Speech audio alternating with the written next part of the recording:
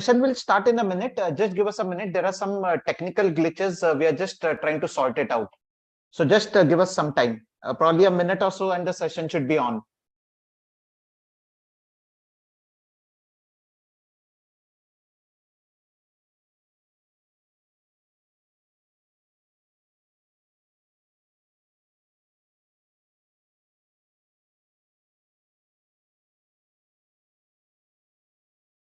All right, so let us start with the session, and whatever we say now is going to be recorded. Okay, so I'm going to record the session.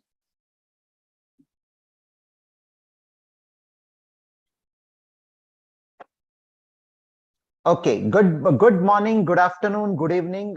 Once again, welcome you all to Happy Hours of Coaching session.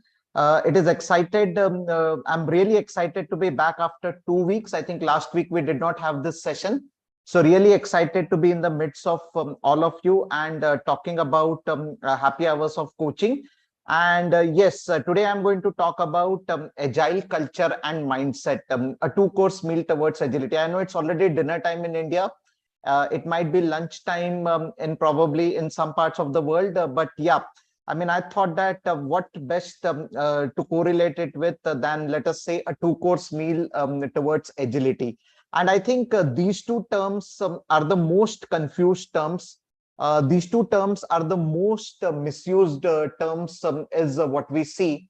And these two terms are basically also very much used, I would say, interchangeably, right? I mean, we tend to say that, okay, culture and mindset, we tend to think that they are same, but in reality, there's a difference. There's a difference between these two terms. And then I will try to correlate it with an agile way of working. So first, I will talk about general, what do we mean by culture? What do we mean by a mindset? And then I will try to correlate it with agility. Okay, so that's what the plan is.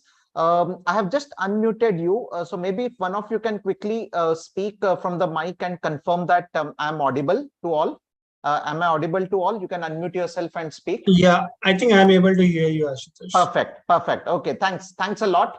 Yeah, thanks for confirming that. All right. So about myself, I think many of you already know me. My name is Ashutosh Bhatodekar. I'm an enterprise agile coach, a trainer, and a consultant. I love giving talks like this, and that's why I try to be here every Friday. Yes, sometimes it is not possible for me to come on Fridays because of some important calls which are there, or it could be because of I might be in a travel. So incidentally, travel has started back again for me. So back to the old pre-pandemic days where I am usually traveling on Friday evening, from which the name Happy Hours of Coaching has been actually derived. Anyways, but I will try to make sure that I'm regularly attending these sessions, or basically coming and also bringing in speakers from various walks of life as a part of this. So I consider myself as a coaching partner. And if any of you are not aware, do subscribe to my YouTube channel. I'm sure the videos there will help you to clear interviews, to learn something new, something interesting. So I'm just pinging all of you the link of my YouTube channel. Do subscribe to it. I've also written a few articles on DZone. I've also written a few thought leadership articles on medium.com. You can search by my name, and yes, more than happy to be connected with all of you on LinkedIn. So in case we are not already connected, I'll be more than happy to connect with you on LinkedIn. Yeah, so that's about myself. One word of caution before I start this session. I'm not an expert on culture and mindset. Okay, whatever I'm going to present is going to come from my experience. It is going to be something which is going to come from what I have interacted with various stakeholders. The experience is solely based on that. Okay, as I said, I don't claim myself to be an expert in culture and mindset. Okay, this is just a small attempt to share with all of you what according to me is culture, what according to me is mindset, and how we can blend the two to bring about what we call as a value system. That's the whole intention of having this session. Okay, let us try to understand first, and let us try to define what exactly is the definition of a culture, and what according to you is a mindset? So can anyone tell me what is a culture and what is a mindset? Anyone, if he or she would like to speak, you can unmute yourself and share your opinion. What is a culture and what is a mindset before we go into the theoretical definition of these two words? Anyone would like to make an attempt? Culture and mindset. If I might be permitted, Ashutosh. Yes, sure. Go ahead. Yeah. Again, like yourself, I'm not an expert in anything. But in my understanding, culture is something that we have, which has come over generations. Not necessarily just me, but it's generations behind me. In for example, in the commercial or in the corporate context, let us say we are looking at a organization, a company, which is, let us say, 50 years old, 75 years old. So in that organization, you and I may have joined maybe 10 years ago, but that company existed for last 75 years, 100 years, 50 years, even before I was born. Correct. So what we are experiencing there is culture. Okay. And mindset is what we have learned from recent experience. Maybe the last 5 years, maybe the last 10 years. And that is where the mindset comes from. That's what I think. I may be completely wrong. No, absolutely. As I said, right, I mean, contribute. we all are learning. We all are learning in this zone of learning. And yes, I mean, what you said is probably right. I mean, we both join a new company. Let us say we are coming from two different organizations. But when we join a new company, we find that whatever are the patterns there in that organization, they're totally contrasting from what we have experienced. Right? Not that our two, let's say you are in company A or organization A, I was in organization B. We join an organization Alpha Z, and we find that I mean the ways of working or the patterns are completely different. And mindset, as you said, I mean, if I understood you correctly, and correct me if I'm wrong, is something which is cultivated over a period of time, right? I mean, my mindset, how I think, and it could be for any topic. It could be for the economics situation. It could be that who should be the, let's say, a very, very burning question right now, right? And I'm trying to not trivialize it, but who should be the Prime Minister of UK, in case anyone is from UK and who has been observing what's happening around there, right? I mean, my views could be biased or unbiased through the mindset which has been cultivated over the years. Yes, absolutely right. I mean, anyone else? I mean, thanks, Siddharth, for pitching in. But yeah, anyone else who would like to just quickly comment on what is a culture, what is a mindset all about?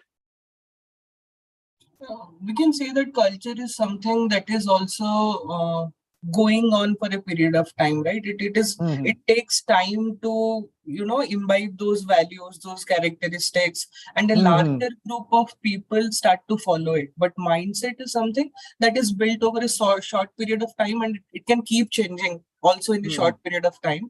And also it will depend upon person to person level. So you can see that culture is a broader aspect of a mindset that has stayed over a long period of time, resulting in certain behaviors and patterns building up for a larger volume of people. Like we say Indian culture, but therein we have mindset, regional mindsets, right?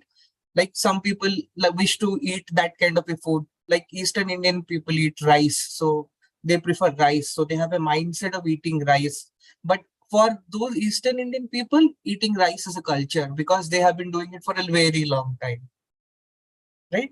Yes, that also can be another way of looking at it. Yes, I mean, as you rightly said, right? I mean, if I take India a specific example, extending your example, yes, I mean, in India, you see even the way the marriages are conducted, it differs from region to region, right?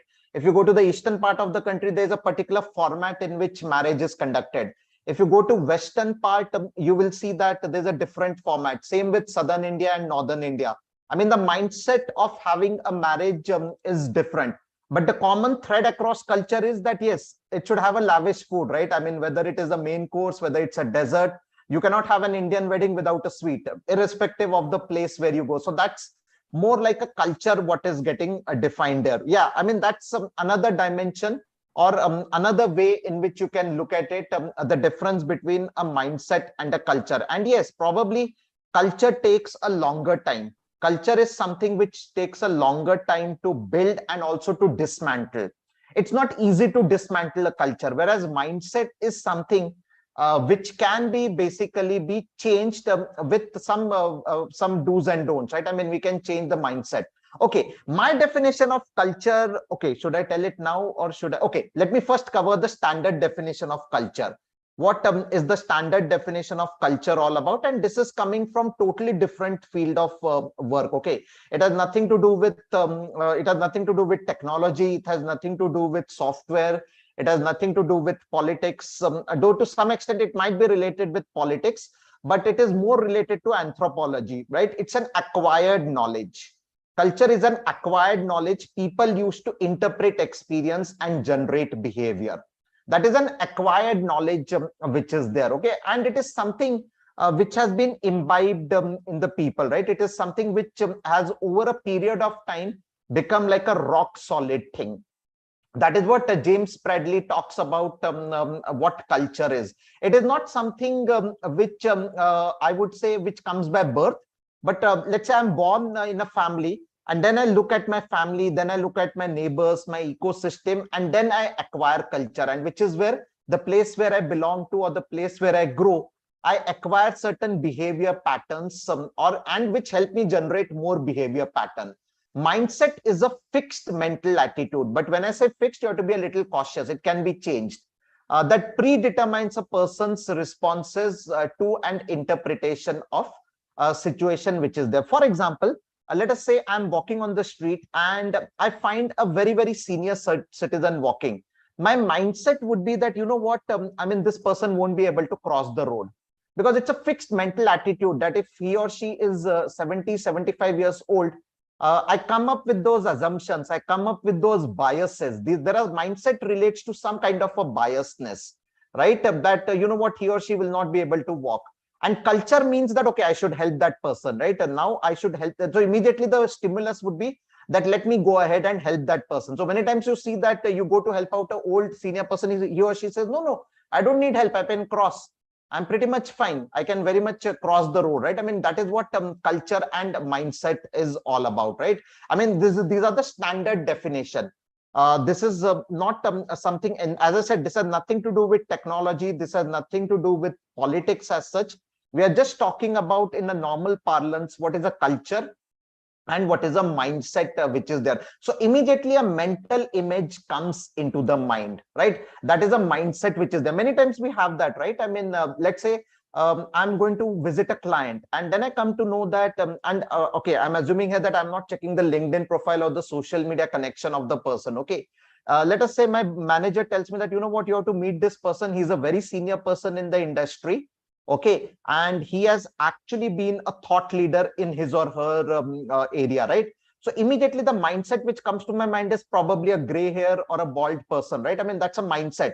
But when I go there, I find a totally different personality there, right? It doesn't mean that I'm not going to respect that person. As a culture which I've grown over a period of time, I'm definitely going to respect that person. But the mindset is basically deciding my stimulus, or it is deciding my patterns as to how do I interpret. Now, another interesting definition of culture, which I have read it. I have read it in some of the blogs. It is not an official definition. This is not my definition, which I'm going to tell.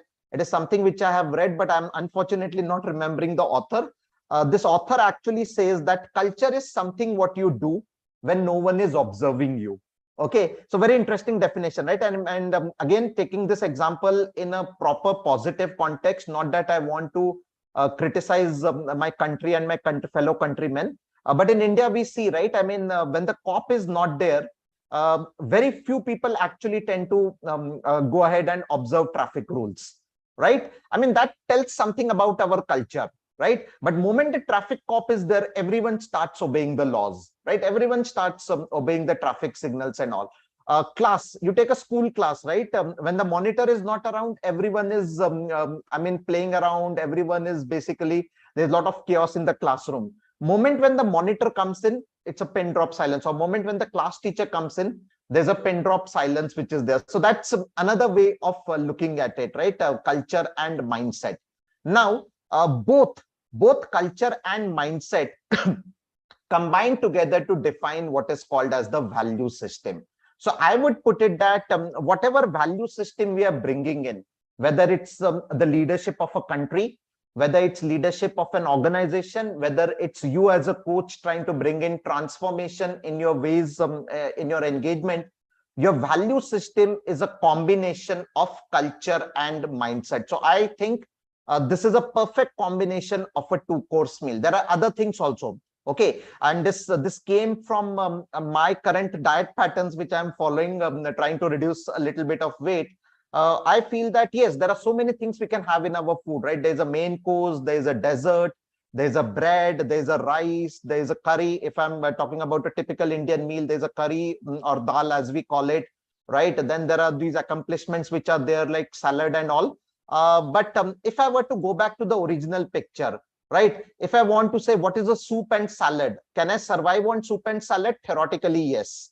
Whether you like it or not is a different issue. But can a person survive on soup and salad? At least what I feel is, yes, it is possible. So similarly, for a value system to be in place, it is very important to have the right culture and the right mindset. As I said, it could apply for a political world. It could apply for a social world. It could apply for an organization. It could apply for a legal system in a country, or an enterprise or a client, wherever we are going, a value and or even a technological transformation we are doing, the value system is based on strong culture and mindset. And just slightly digressing here, that's why they say, right? I mean, even if you're doing a DevOps kind of a transformation, it is more than the tools and techniques. It is not about the CI/CD pipeline. It is not about the Jenkins and the GitHubs of the world. A successful DevOps transformation depends very strongly on the kind of culture you are trying to build in and the kind of mindset you are trying to build in, right? And it could span across the entire spectrum, the length, breadth, the vertical, horizontal of the organization. Now, let us try to understand what is a value system. What exactly is a value system which is there? So we all know that values are something which we all carry, right? We have personal values, we have organizational values, we have national values. Every nation has got some values which is reiterated by the leadership which is there. And it is a very interesting example I'm going to give here. Okay, I mean, it's more like a puzzle. There was this organization which had got these values. Okay, this organization says that we have an obligation to communicate, which means transparent. We have to be very transparent with our stakeholders. We will treat all stakeholders with respect as we would like to be treated. I always believe that if you want to earn respect, you have to give respect. Only if you respect your stakeholders, they will respect you. Otherwise, they will not respect you. Okay, integrity. We will work closely with customers and prospects openly, honestly, and sincerely. And excellence. Whatever we do, we will strive for excellence. This was a very famous organization in United States of America. It was recognized as America's most innovative company for 6 years. Any guesses which organization are we talking about here? Which organization had these values? Please don't Google it. You can type in your response in the chat box. The very interesting organization which is there, right? I mean, it talked about these values. Okay, and I think each one of us has got values, right? I'll be truthful, I will respect, I will work with integrity, right? So each organization or each individual has got these values. So any guesses which organization are we talking about here? Apple, interesting. Good. I was expecting one of the FAANG companies to start with. Facebook, Apple, Netflix, yeah, anything else? Googles of the world. Which organization are we talking here? Any guesses? I mean, it's a very interesting answer you will see. It's a very interesting answer you will see. I mean, and people on LinkedIn also, you can put it on LinkedIn, and then you'll be surprised to know the answer. Okay, you'll be very much surprised to know the answer which is coming out. Disney. Okay, Walt Disney. Okay, or Disney Studios. Okay, great. Some interesting things coming out. So you'll be surprised to know. You'll be surprised to know of this organization, and when you see the name, you will be surprised. Okay, this organization is nothing but Enron.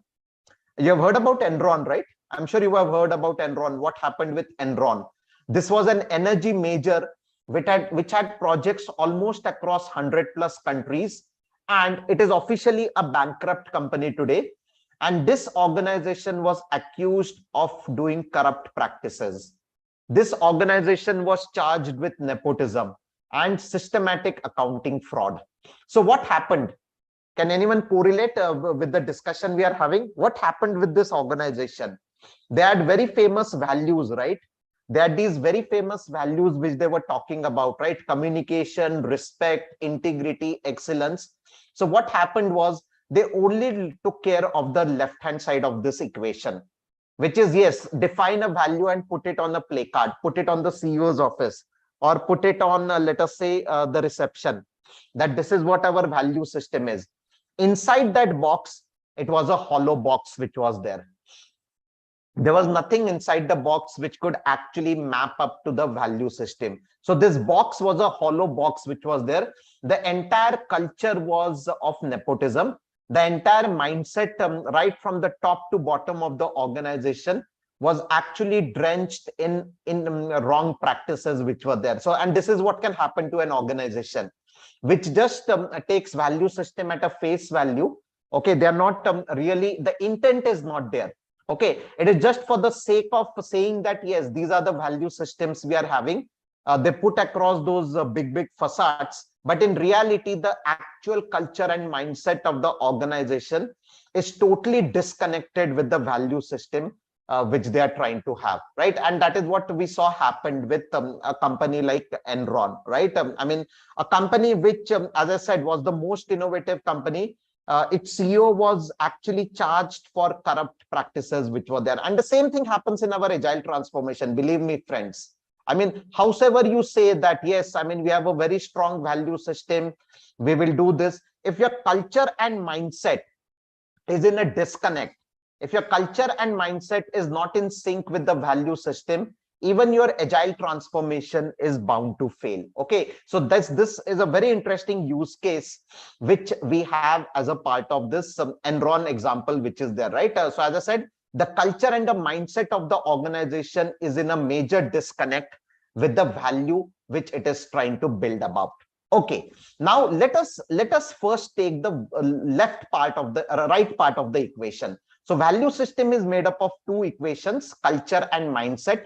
Let us now focus on the mindset. Okay, and when we talk about mindset, it is the individual mindset, it is the organization mindset which comes to the play, and that is something which we need to understand. And I'm sure you have heard about this.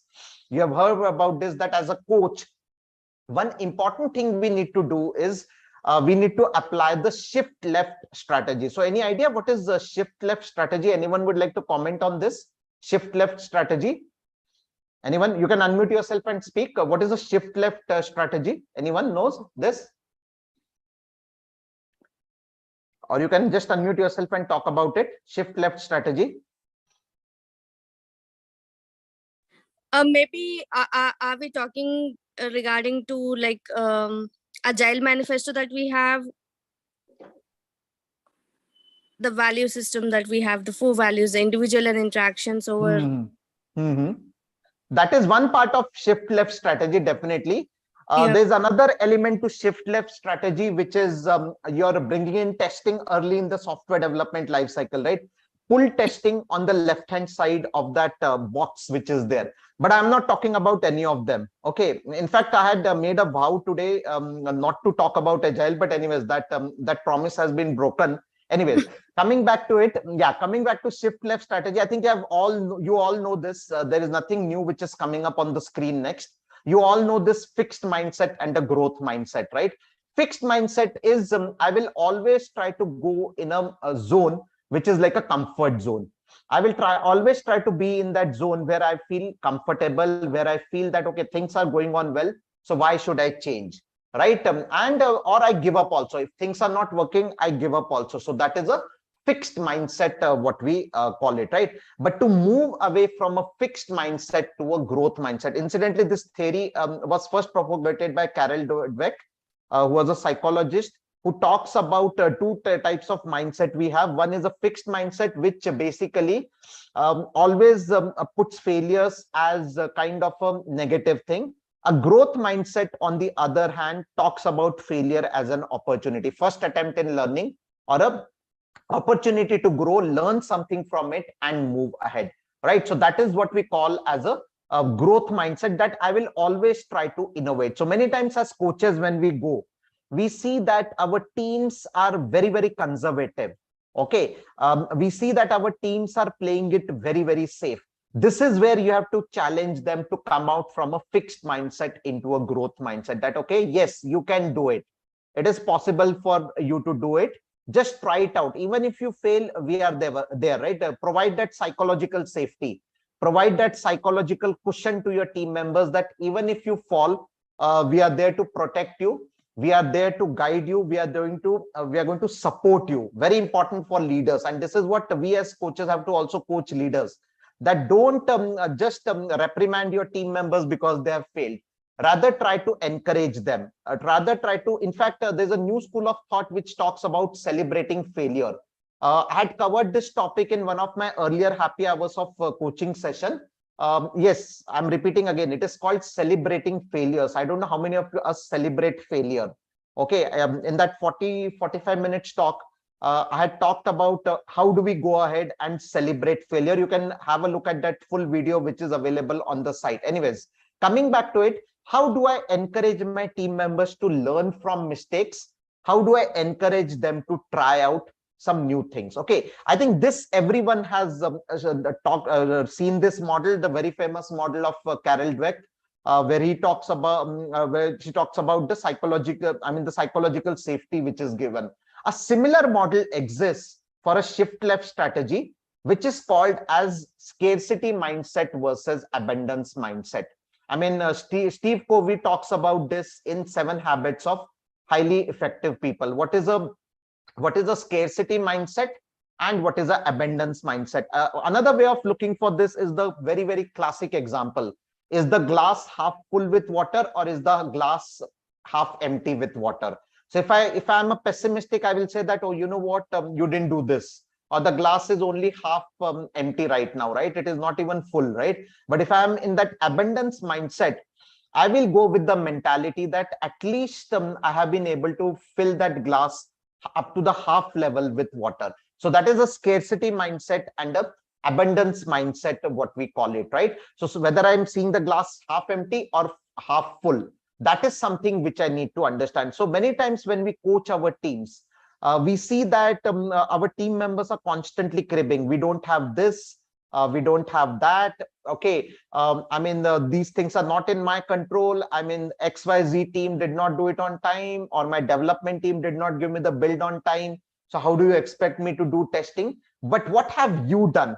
What have you done to come out of this scarcity mindset? I think a very famous political leader, we all know the political leader, had said in the past, think not what America can do for you, think what you can do for America, right? John F. Kennedy. It's something similar to that. What can you do for your transformation? What mindset you can bring in so that the transformation is successful, rather than always complaining, rather than always cribbing? Can you actually do something to bring about that abundance mindset? I think that is what is a shift left strategy, what we all need to understand. That am I optimistic that having seen all the troubles, in spite of that, we are able to come out of those troubles and come out with an abundance mindset. It requires a mindset thinking. It requires a complete rehaul on how we are actually going to bring and change about the mindset which is there. Okay, now if you look at it, there's another interesting video on YouTube. It's actually a video which has got an Indian song in it. Obviously, I'm not going to play out that video here in the interest of time, but I would definitely like all of you to watch this video. It's an old video, and I'm sure you would have seen this video. This video actually also talks about what we call as an abundance mindset and a scarcity mindset, right? It's a very powerful message which is coming out of that video. I'm sharing that link of the video here in the chat. You can watch that video. This is not my video. It's a video which has been there on YouTube for at least 10 years. It's a 2-minute video. It's a 2-minute video which talks about challenging the status quo, about challenging the scarcity mindset, And I'm sure you would have seen this video earlier also in some seminars, in some conferences, or in some events. But do watch this video again in the light of this perspective which is there. So in order to come out of the mindset zone, right? Mindset is something which you change at an individual level, then you roll it up at a team level, then at a BU level, organization level. I mean, it's a journey. At the end of the day, changing a mindset is not easy. It's a journey with which we want go through, right? Now let us try to understand what is culture all about, the second part of the equation. What exactly do we mean by culture? And is it really possible to change the culture of an organization? Because I think, as I said, I'm not an expert in this. I'm also trying to learn like all of you. I mean, is it really possible to change the culture of an organization? And yeah, moment we talk about culture, you cannot miss this very famous quote. A very, very famous quote by one of the greatest management gurus in the world. Culture eats strategy for breakfast.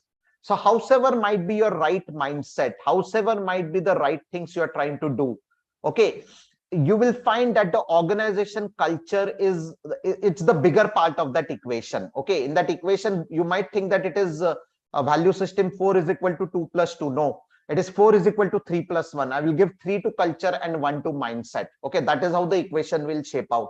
So what does this mean? Culture eats strategy for breakfast.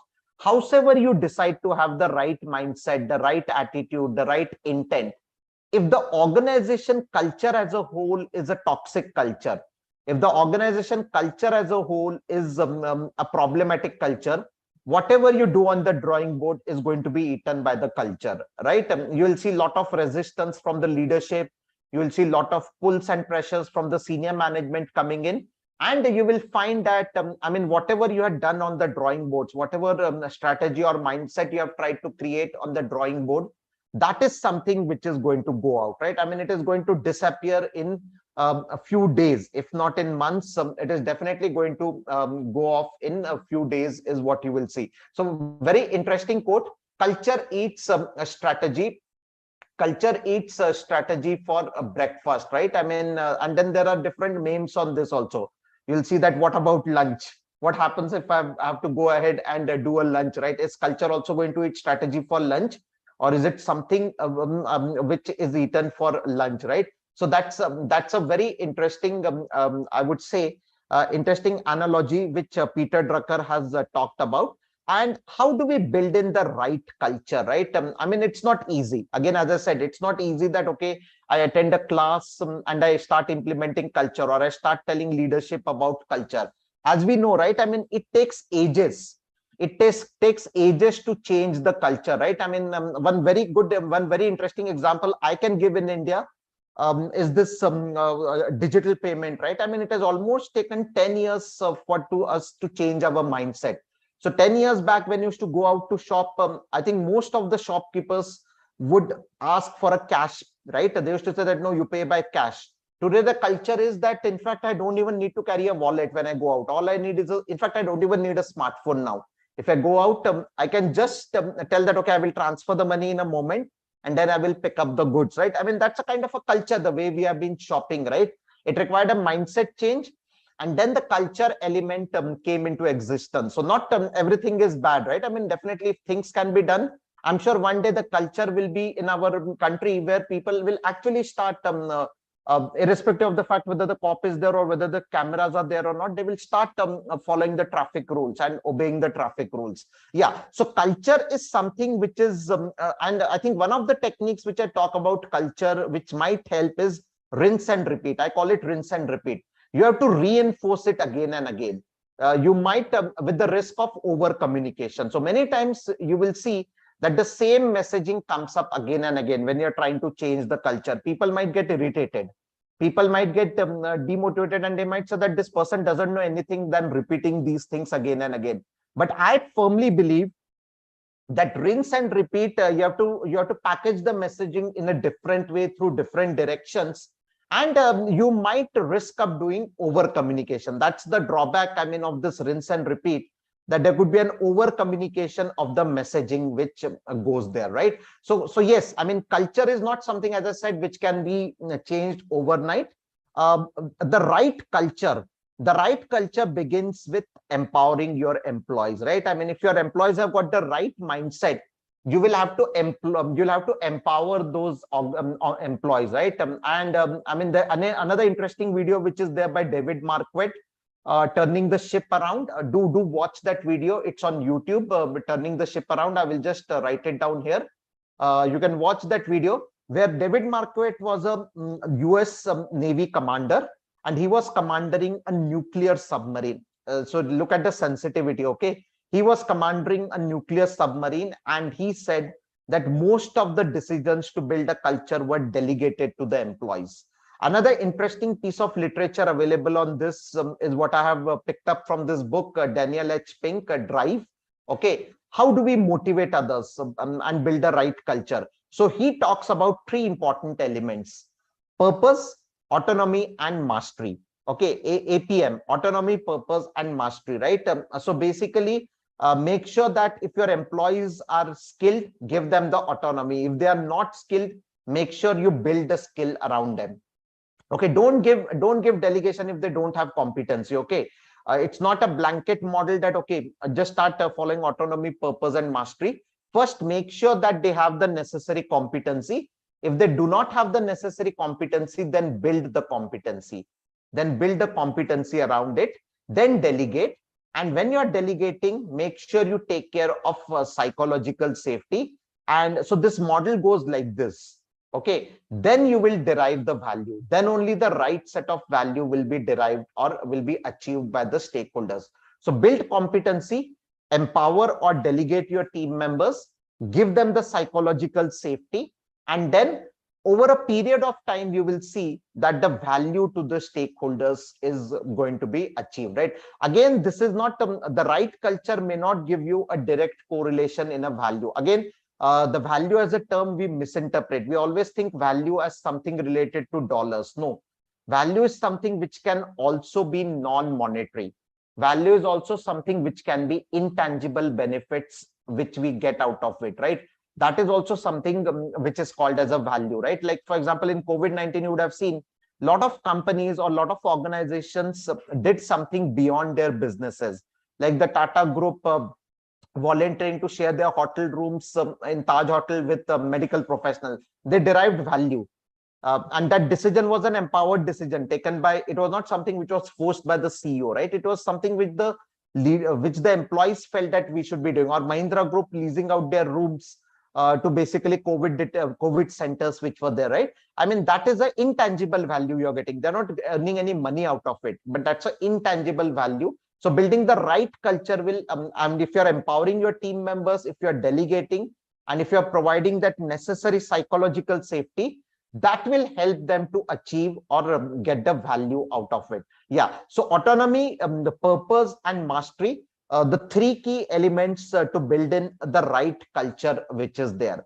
Okay, now where does this translate into? Now we have talked about the culture, we have talked about the mindset. Where exactly does this translate into? So as I said, we started with the mindset, and I think we have all heard this quote, right? Doing agile versus being agile, right? We all have heard, right? I mean, there's a famous thing in an interview also, people say that we are not doing agile. We are being agile, but I don't believe in this statement. To be very honest, I feel that it is not just about being agile. Okay, the mindset is about thinking agile. If we are able to think in an agile way of working, we should be in that correct mindset which is there. So it's no longer about doing agile and being agile. It is moving our transformation from doing agile to being agile and to thinking agile. I mean, are my team members thinking in an agile way, or are they still thinking in the old traditional way which is there? Coming back to that earlier question of building a value system around our transformation, right? Thinking agile is what will take place here. And culture is the equation of culture will consist of how adaptive we are. Are we flexible? Are we adaptive to change? Or are we still stuck in that what we call as not basically a fixed, not basically a growth mindset, but we are stuck in the fixed mindset, or we are still stuck in that scarcity mindset which is there, right? So that is what is going to decide the adaptiveness. is my behavior changing, or I'm still in that old school of thought behavior, which actually collapses a company like Enron? And am I collaborative enough? Am I collaborative enough? And this is something which is also being connected with the delegation part of it, right? As a leader, am I still comfortable sitting in my cabin, or I would like the decision making to be done by people where the information resides? This is what David Marquardt talks about in his video, that empower those people who have got information with them, right? Do not try to create a bottleneck by every decision coming to you for an approval, right? Many times we see, right, even a small decision like procuring a laptop, it goes up to the senior most level in the organization. I mean, why? I mean, if the budget has been approved, if at an organization level we have a policy in place, why does it have to travel so much up, right? Or to procure a testing tool, I feel that let the testing team decide, right? I mean, which tool, as long as it is in line with the IT security and compliance guidelines of the organization, let the testing team decide which tool works best for them, which tool does not work best for them. So this is these two things, culture and mindset, will help you build the right value system. And value system is something which is the crux of any transformation. So every transformation, yes, definitely you need matrix, you definitely need processes, but what makes or breaks a transformation, whether, as I said, whether it's an organization transformation, whether it's a nation transformation, whether it's basically the business transformation, or for that matter, your agile transformation, it actually rests on how strong your value system is, because value system is going to make or break this transformation. So with that, I take a pause. This is what I wanted to talk about in today's session. But I'm open for any questions. And as I said, I'm also learning this topic. I'm also new to this topic as such, but definitely will try to answer your questions if at all there are any questions. Just a quick ask from all of you, do watch the two videos which I have recommended. One is Turning the Ship Around by David Marquardt. It's a 10-minute infographic video. And let me see if I can pull that video for you. Okay, if I can quickly pull that video link for you. And the second one is the video which I talked about, which was more about empowerment, which was there. Yeah, so with that, I rest my talk here. And I'm open for any questions. I would be really happy if people can come on camera, and if they can actually, when they're asking question, or in general also, if you have any questions, even if you don't have any questions, it would be really great if you can come on camera so that we can see each other. I always believe face-to-face communication is very, very vital. And I'm also pinging you the second link which is there. Okay, so I'm now opening the floor for questions. Sorry.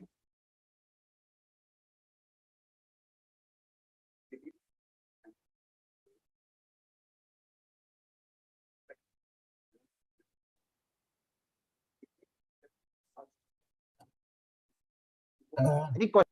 Yeah, Ashutosh, Swastik here. I just pinged you one question, but I'd like to ask this personally.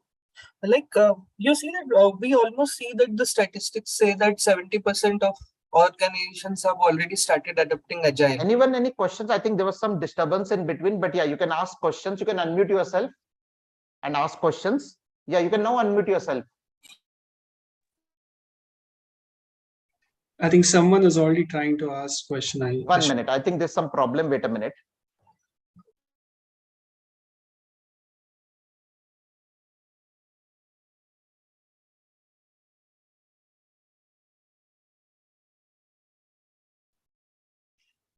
I was able to hear you, Swastik. I'm not sure whether Ashutosh was able to hear you. Okay, sure, Yeah. sir. Now ask question. Can you ask? Swastik, you want to go ahead and repeat your question, then I'll go next. Yeah, sure. Ashutosh, am I audible to you? Hello? Shushruth, I don't Yeah, think... 1 minute. I think there's some problem. Wait a minute. Yeah, but we can hear.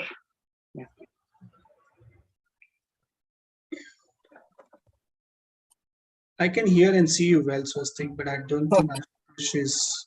Yeah. Yeah, can you try now asking a question? Sorry for that. Can you try now asking the question? Am I audible, Ashutosh? Yeah, go ahead. You can now ask the question. Yeah.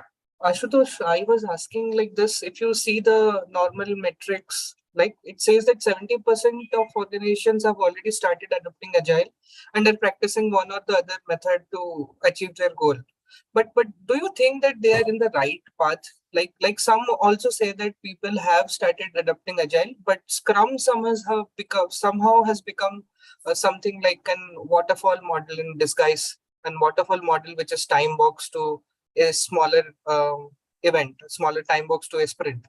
So like, where do you think is the basic problem in adopting this agile mindset? Because we are putting things into practice. 75% organizations have already started doing something, but where they're going wrong? And is Scrum?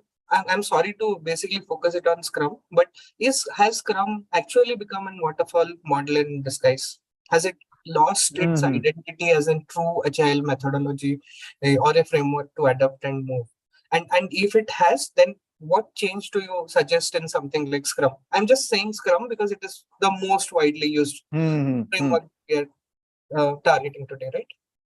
Got it. Okay, so first of all, I think you have indirectly answered the question yourself.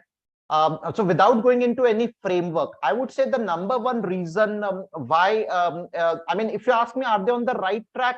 They definitely start on the right track, but there's a overemphasis on frameworks. That is what I have seen. I mean, without naming any framework here, you did talk about Scrum, but I would say there's a very much overemphasis on frameworks. They focus a lot on that rather than focusing on the culture and the mindset element. I think there's too much focus on the transform. I mean, whenever we are focusing on transformation, we are focusing too much on the tools rather than on the culture and the mindset which is there. I think that is what is causing trouble. I mean, I can still be transforming an organization without even going into an agile way of working. I could be doing a pure waterfall project and I could still be doing transformation. Transformation is not a function which is dependent on whether my software projects are waterfall or they are being run in an agile way. Unfortunately, this is something what I feel we are missing in this entire equation is what I feel. Overemphasis on framework, too much focus on events and ceremonies, because see, events and ceremonies even earlier used to happen, right? Only thing is that we did not used to call it as a sprint review. We did not used to call it as a retrospective, which is there. I was in one of the very interesting conferences where one speaker said that, I mean, yes, I mean, you can call yourself as DevOps team, but DevOps is something which was there since 1970s. I mean, the only thing is that we did not call it as DevOps, right? We definitely had an integration or a blend between our development and operations team which was there. So I would say that overemphasis and losing the real essence of things is what I think we are missing the bus here. Another example I would like to give is, yes, I mean, there are different ways in which a cake can be baked, right? I mean, each chef will have his or her own style. If you try to give, let us say, Sanjeev Kapoor a style of, let us say Ranveer Brar, I mean, I'm talking about two very famous chefs in India. Obviously, he will make a mess of it, right? And the same applies to Ranveer Brar also, right? I mean, each one of them has got his or her own unique style of baking a cake, right? And I mean, if you try to force fit a framework into them, it is not going to happen, right? Each one of them will have their own framework ultimately, which it will come. So if you ask me, if you give the flexibility to the coaches, empowerment to the coaches, to design a framework or interpret it as per their way, I think that might, to a certain extent, help solve this problem. No, if I may take your example only, like different chefs have their different recipes or methods of cooking. But again, we know that too many chefs spoil the broth, right? So how to handle the chaos in that? If you allow in an organization, you have multiple agile coaches, suppose for different line of business or something. And if you let everyone do what they want, then how will people identify themselves to what they are doing, what they are actually following? Won't it lead to chaos, and how to manage that? It would lead to chaos, some amount of chaos, that's true, right? So many things coming up, what to follow. So I'm sure you would have gone in a 5-star hotel, right, for a buffet. I'm not saying that one soup has to be created by Ranveer Brar and Sanjeev Kapoor. Sanjeev Kapoor will create a soup. Ranveer will probably create the main course, and let us say Kunal would create, let's say, dessert. So even between coaches, you have to clearly segregate your transformation expertise. Transformation areas is what you will have to clearly segregate. One coach might be focused on matrix. One coach might be focused on organizational transformation. One coach might be focused on team level coaching. So it's not that everyone tries to poke nose into each one area. Another interesting thing we did was in an organization was we had something called a scrum of coaches. I don't know if you have heard this term. We all know scrum of scrums, right? Where the scrum masters come together and they sync up. So we in a multi divisional transformation where we had coaches across the continent, we actually used to have a scrum of coaches event where the coaches used to come and exchange their knowledge and their experiences. And this was one of the ways in which we ensured that there's a consistency in the message which is being delivered. So those are some of the ways in which you can go ahead and do it. Okay. Okay, fine. Thanks. Yeah, sure.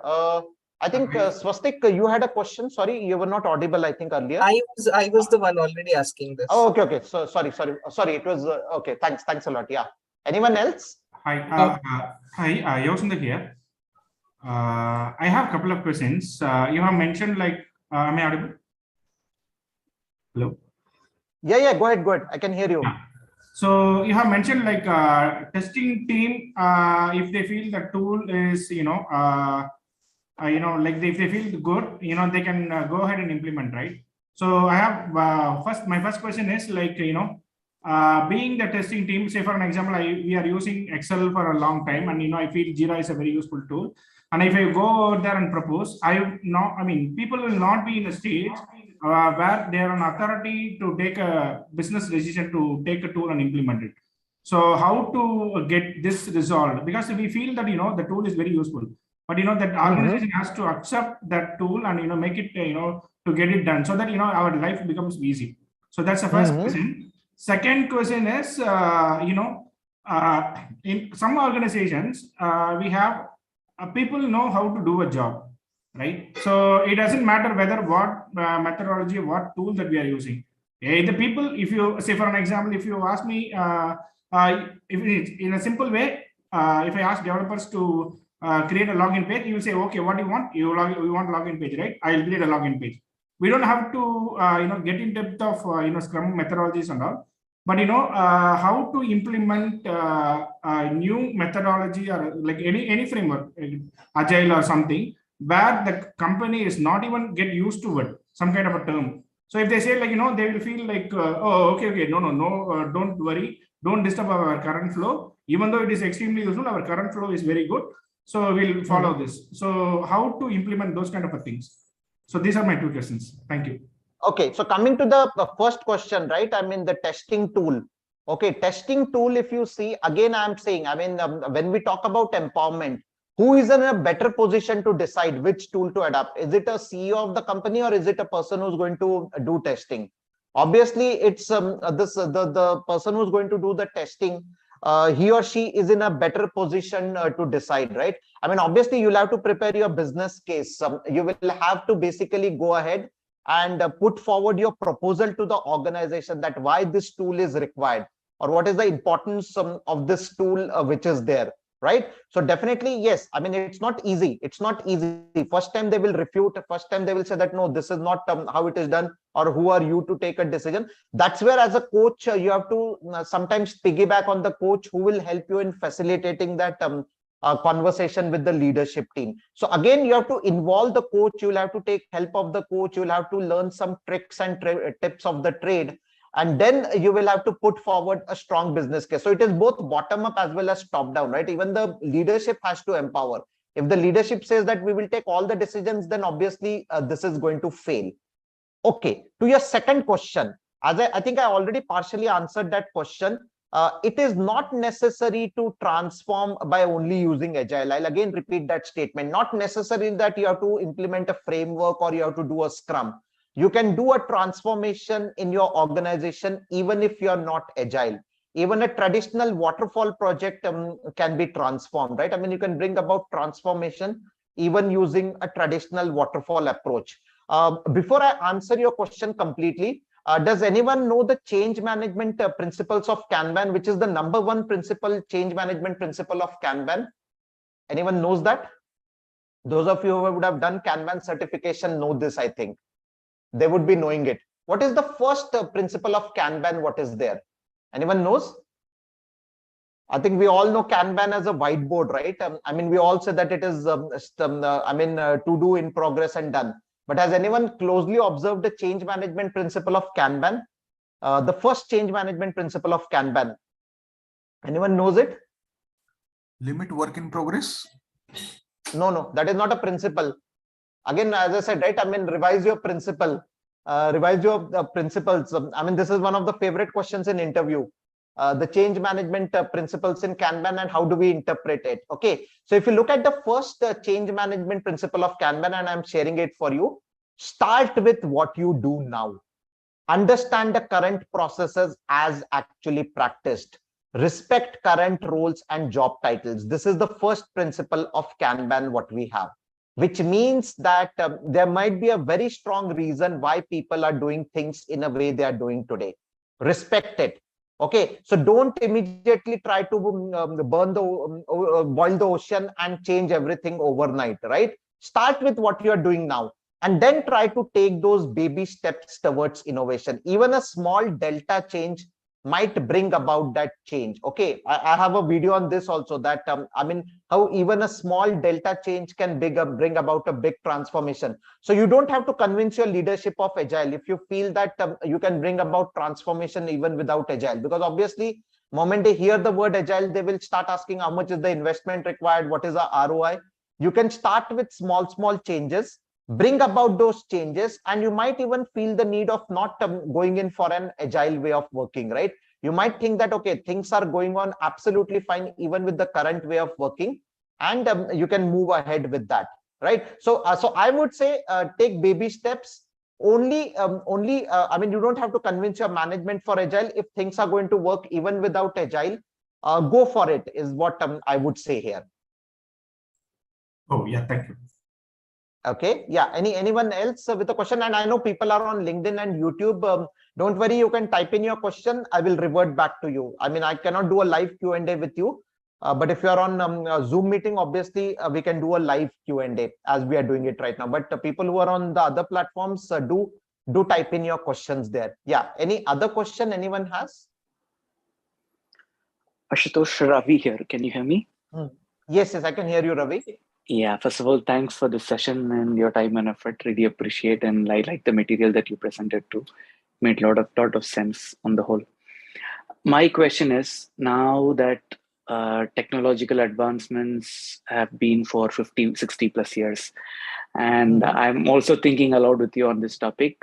So since childhood, we've been taught on being respectful, to be courageous, to trust with the people that you value, to be open and transparent, don't lie. Okay, that's been the moral science since our childhood. Okay, and every parents, every teachers have taught us. So the question is, and technology is also 60 plus years old now. We see so many number one, number two, number three product big companies in the world really rocking financially across the globe. And in the we are talking about agile mindset and culture for the last 20 years very seriously. And many organizations have been talking about this transformation. And there is a lot of debate on, like what you said, transformation, whether in terms of mindset, culture, or in terms of practices, processes, framework, or it is all both. There is always a debatable topic on what transformation means versus what is being implemented and things like that. So does it mean in the past, I'm talking about the mindset that you explained, where we in the fixed mindset in the past, which is now required to be a growth mindset. For example, in the past, traditionally, there were fear of failure. We were hiding things. We were not very transparent.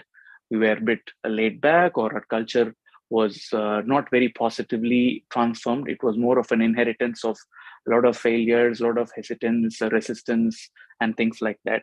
Is it why we are now giving a lot of emphasis on the agile mindset and culture? This is my first question.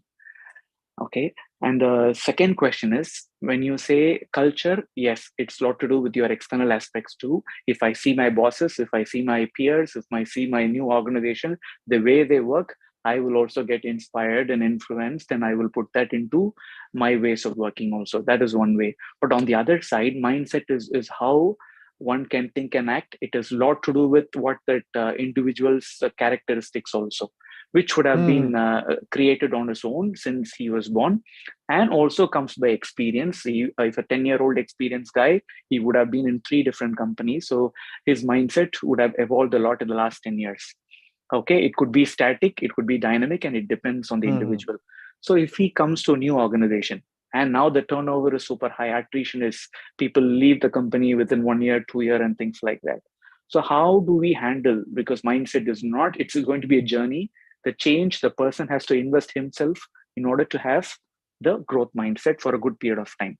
With all these turnovers, how this mindset change is realistic to achieve, because the projects are 1 or 2 years old, for example. Yeah. No, mindset. See, mindset, when I said, right, when I talked about mindset, it's what you bring to the table, right? And yes, as you rightly said, culture definitely influences the mindset. And I also told that this equation is not 4 is equal to 2 plus 2. It is in most organizations 3 plus 1.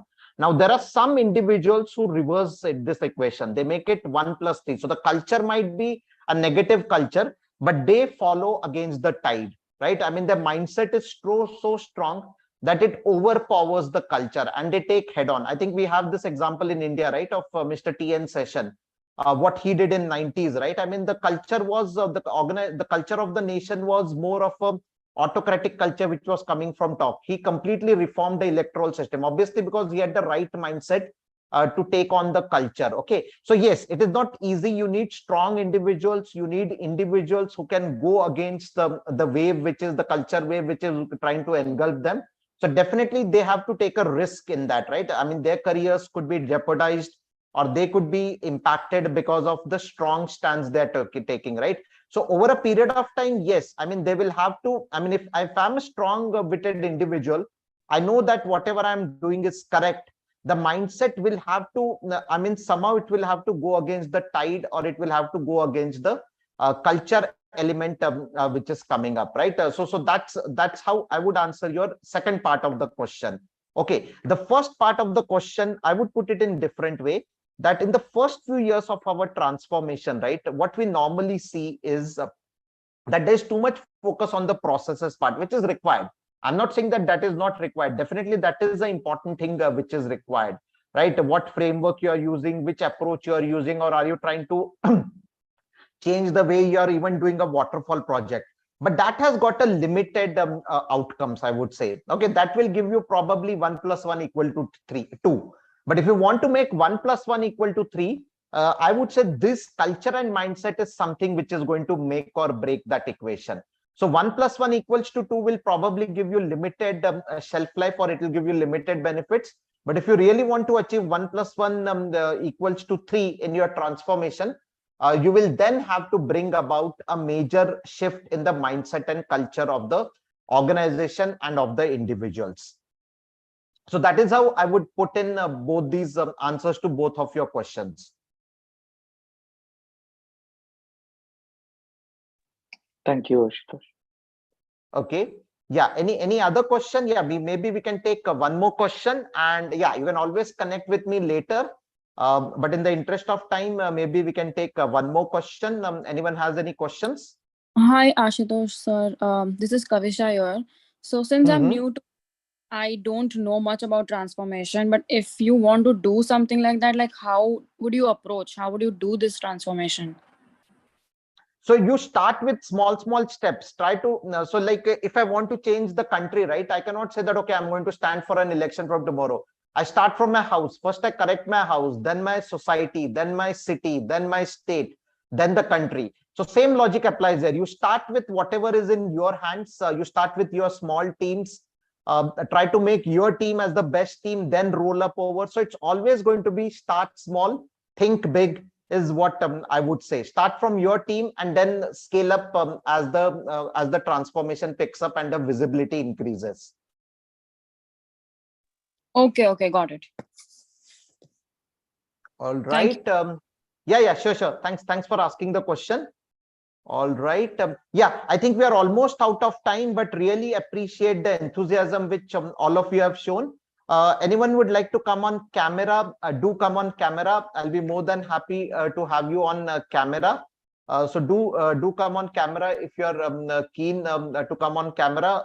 We'll have a nice snap of all of us together. And really appreciate all of you coming for this session. I hope this investment of time is something what you have gained, is something what you have gained, right? I mean, Friday evening, not an easy time to get all of you, but really appreciate all of you coming up here and sharing your thoughts, asking question. And yeah, so on that note, I think we are good to close the session. Looking forward for more such sessions with all of you. And yeah, we will also be bringing in more speakers, not just me who will be talking as we move along. So on that note, I will sign off for the day.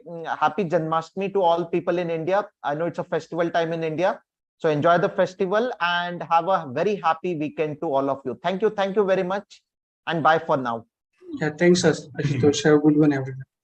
Thanks a lot. Happy Friday, happy weekend.